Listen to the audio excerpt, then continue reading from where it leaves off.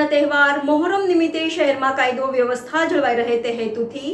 વડોદરા શહેરના ઝોન 3 વિસ્તારના પાણી ગેટ વાડી મકરપુરા તેમજ કપુરાઈ પોલીસ સ્ટેશન વિસ્તારના મુસ્લિમ સમાજના તાજિયા પરવાનેદારો સાથે વડોદરા શહેરના પાણી ગેટ સાયબર ક્રાઇમ ઓફિસના 5મા માળે તાજિયાના પરવાનેદારો સાથે મીટિંગનું આયોજન કરવામાં આવ્યું હતું। આગામી દિવસોમાં આવનાર મુસ્લિમ સમાજના તહેવાર મોહરમ નિમિત્તે શહેરમાં કાયદો વ્યવસ્થા જળવાઈ રહે તે હેતુથી વડોદરા શહેરના ઝોન 3 વિસ્તારના પાણી ગેટ વાડી મકરપુરા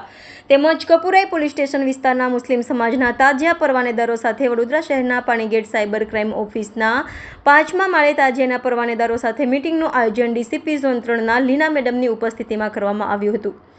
જેમાં તાજિયા સ્થાપના વખતના રૂટ અને વિસર્જન વખતેના રૂટના બાબતે ચર્ચાઓ કરવામાં આવી હતી। આ પ્રસંગે તાજિયાના આયોજકો અને ઇન્ચાર્જ પોલીસના ઇન્ચાર્જ અધિકારીઓ ઉપસ્થિત રહ્યા હતા।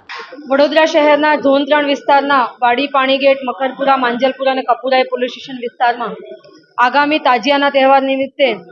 જે ઉજવવા જઈ રહ્યો છે એમાં તાજિયાની સ્થાપના બાબતે અને વિસર્જનના રૂટ બાબતે આજે મિટિંગ કરવામાં આવી, જેમાં તાજિયાના આયોજકો અને પોલીસના થાણા ઇન્ચાર્જો સાથે આ મિટિંગ લેવામાં આવી છે, જેમાં તાજિયા જ્યારે બેસશે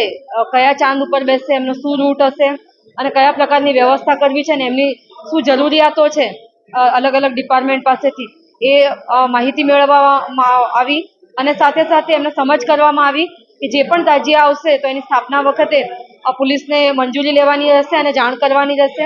અને વિસર્જન વખતે પણ મંજૂરી મેળવવાની રહેશે, જેથી વહીવટી તંત્ર તરફથી એ બાબતે તકેદારી રાખીને બંદોબસ્ત રાખવામાં આવે અને આ આખો તહેવાર છે એ ખૂબ જ શાંતિપૂર્ણ માહોલમાં પૂર્ણ થાય।